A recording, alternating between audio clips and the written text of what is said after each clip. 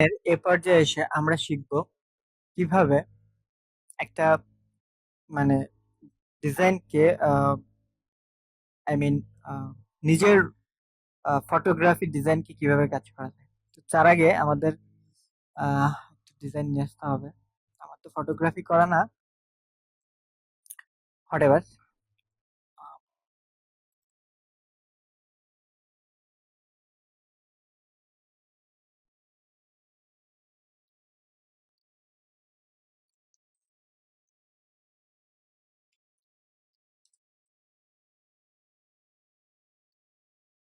এটা ফটোগ্রাফি কেন দিলাম, কারণ দেখে বুঝতে পারতেছেন যে এই টি শার্টটা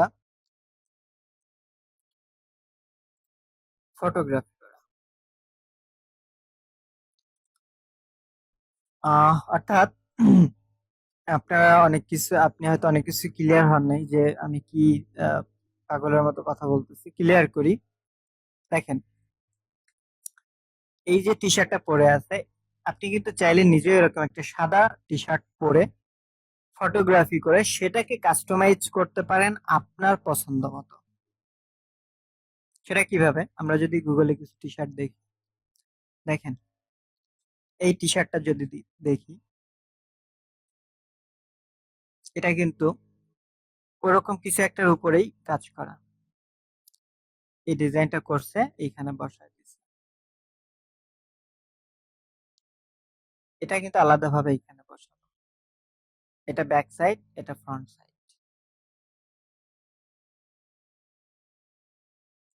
তো এখন এই যে এটা কি বডি স্ট্রাকচারটা বোঝা যাচ্ছে, কিভাবে বোঝা যাচ্ছে? এখন এইখানে যদি আমি এই বডিটাকে, গলাটাকে ফেলে দেই পেন টুল দিয়ে, অবশ্যই আপনাদের পেন টুলের কাজ জানতে হবে, তাহলে দেখবেন যে আম, এটাকে ওই ধরনের স্ট্রাকচার মনে হবে,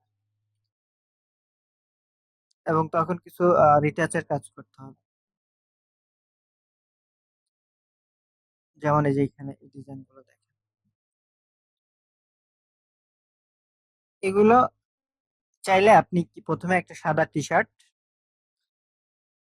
এরকম ফটোগ্রাফি করতে পারেন, গুগল থেকে নিতে পারেন। দেন এটাতে এবার আপনি আপনার কাস্টমাইজ করেন, আপনি আপনার পছন্দ মতো একটি ডিজাইন তৈরি করেন। তার মধ্যে দিয়ে আমি যদি এই কালার স্প্ল্যাশটা বসাই, দেখেন নতুন লেয়ার নিলাম, তার মধ্যে পেস্ট করলাম, কন্ট্রোল টি ছোট করি, মনে করেন যে এটা আমি বুকের মধ্যে দিব, ব্যাস, এন্টার। এখন দেখেন এটা কিন্তু বোঝা যাচ্ছে। আমি যদি এটার ব্লেন্ডিং মোড চেঞ্জ করি এবং মাল্টিপ্লাই দেওয়ার পরে দেখেন যে এটা কিন্তু একদম বসে গেছে, পারফেক্ট।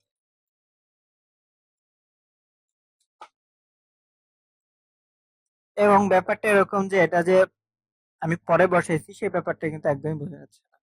এবং আমি যদি ব্লেন্ডিং মোড আরো চেঞ্জ করি, তাহলে দেখা যাবে যে ওর থেকেও বেটার কোনো লুক আসতেও পারে।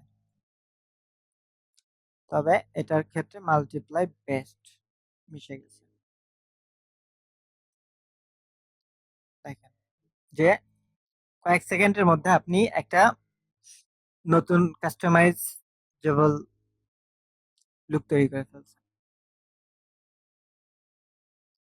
এরপরে যদি আপনি আরো কিছু কাজ করতে চান, যদি কালার স্প্ল্যাশ, এই ধরনের কালার স্প্ল্যাশ দিতে চান, মনে করেন যে এটা পিছনে ব্যবহার করলাম এবং এটা এমন ভাবে ব্যবহার করবো যে এর বাহির থেকে আসবে ভিতরে, এবং এটা একটু অপাসিটি কমাই দিই।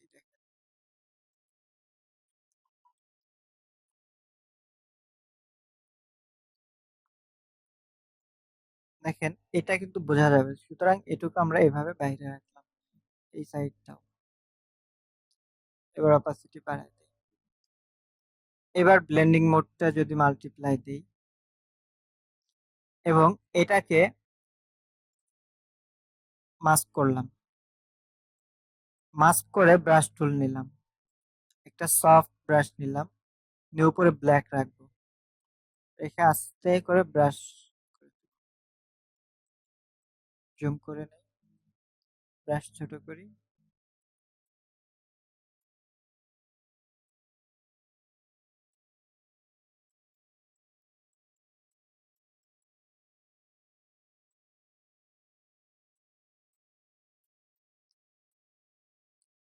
দেন মোটামুটি ব্রাশ দিয়ে কেটে দিলাম।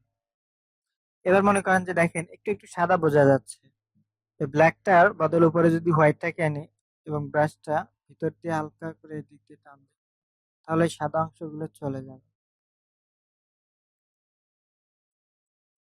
এবং পুরা কালারটা ফিরে আসলো। দেখেন, এটা দেখে একদমই বোঝা যাচ্ছে না যে এটা আলাদাভাবে এইমাত্র আমি বসাইছি। এটা মনে হচ্ছে যে এটা প্রিন্টেড, এই টি শার্টটা এটার সাথেই প্রিন্ট ছিল। এইভাবে আপনি চাইলে অনায়াসেই মুহূর্তের মধ্যে আপনার পছন্দের একটি টি শার্ট কাস্টমাইজ তৈরি করে ফেলতে পারেন। আপনার প্রি ডিজাইন করা না, কিচ্ছু করা না, শুধু আপনি কি করলেন, ফটোগ্রাফি করলেন অথবা ডাউনলোড করলেন। তবে এটা ফটোগ্রাফি যদি আপনি নিজে করেন তাহলে বেশি ভালো, দেন নিজের দেশীয় একটা ভাব থাকবে ফটোগ্রাফির মধ্যে, টি শার্টের মধ্যে। এইভাবে আপনি তৈরি করে ফেলতে পারেন। দেন আপনি যদি চান যে আপনি পুরো টি শার্টের কালারটা ভিন্ন, নতুন কোনো কালার দিবেন, দেন আপনি যদি ভাবেন যে না আমি এ ধরনের কিছু একটা ব্যবহার করবো আমার টি শার্টের মধ্যে, বা এই ধরনের কিছু, যে জিনিসটা পুরো টি শার্টটাকে এমন ভাবে রিপ্রেজেন্ট করবে যে চোখ ধাঁধানোর মতো। তো এটাকে আমি কপি করলাম, একটা নতুন লেয়ার নিলাম, সেটার মধ্যে এখানে সরি পেস্ট করলাম, কন্ট্রোল সি।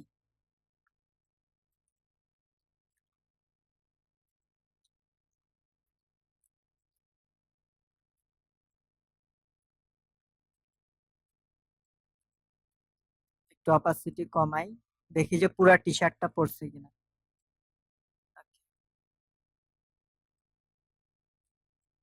পুরা টি শার্টটা পড়ছে, এবার অপাসিটি বাড়াই। এবার আমরা যে জিনিসটা করব, এটাকে মাস্ক করব, আবার করে আবার ব্রাশটা নিব, নিয়ে এবার উপরে কালো রেখে আমি অপাসিটিটা একটু কমাই। এইভাবে করার থেকে আর একটা বেটার ওয়ে, সেটা হচ্ছে যে আপনি যদি শুরুতে পেন টুল দিয়ে একদম টি শার্ট বরাবর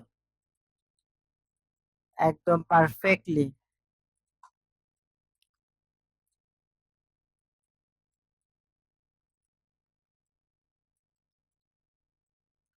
পাত টানেন, দেন তারপরে যদি আপনি ওই মাস্কিং নিয়ে কাজ করেন বা টি শার্টের ওটা নিয়ে কাজ করেন, ব্যাকগ্রাউন্ডটা নিয়ে,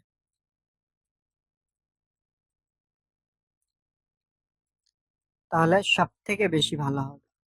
আপনার সময় বাঁচবে, আপনার এই ঘষা মাজার ঝামেলা থেকে অনেকটা বেঁচে যাবেন আর কি।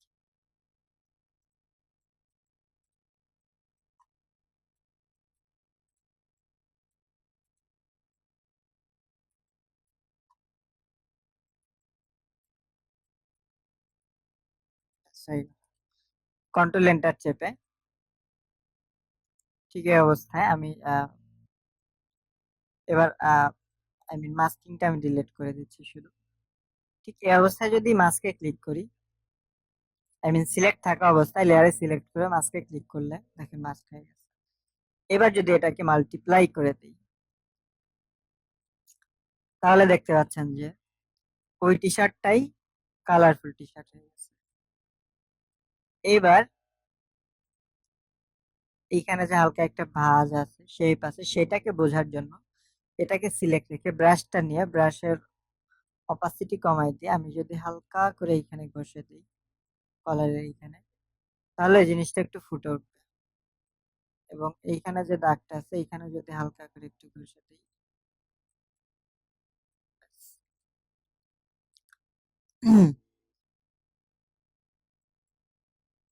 দেখেন যে সিম্পলি একটা মানে কালারের স্প্ল্যাশ, যেটাকে বলে চিরিং বিরিং কালার ছড়ানো, যেটাকে বলে যে আমরা যখন রং খেলি সেই ধরনের কালার দিয়ে একটা টি শার্ট ডিজাইন হয়ে গেল। তো এগুলো হচ্ছে আপনার সিম্পল সিম্পল কাজ। এবং এটা যখন প্রিন্টে যাবে, যেটা প্রিন্টে তাহলে কিভাবে করবে ভাই? এই যে কালার স্প্ল্যাশ, যে আমাদের আসল ফাইলটা, পিকচারটা, এবং এই যে আমাদের র ফাইলটা, এই জিনিসটা প্রিন্টার মানে যারা প্রিন্ট করবে ওদেরকে দিলে বাকিটা ওরা বুঝে নেবে। তো আশা করি যে এই ভিডিওটা আপনাদের অবশ্যই ভালো লাগছে। কিভাবে পছন্দসই পছন্দের মতো টি শার্ট ডিজাইন করা যায় সেই ব্যাপারে আশা করি যে আপনারা ভালো আইডিয়া পাইছেন, এবং এই অনুযায়ী ভালো ভালো আপনার পছন্দের টি শার্ট তৈরি করতেও পারবেন। এবং আরো মজার মজার কিছু ভিডিও এর পরবর্তীতে আছে যেগুলো আপনার আরো ইমপ্রেসিং ভালো লাগবে। তো সেই ভিডিওগুলো দেখবেন পর্যায়ক্রমে, এবং এখনই এই ভিডিওটা প্র্যাকটিস করুন।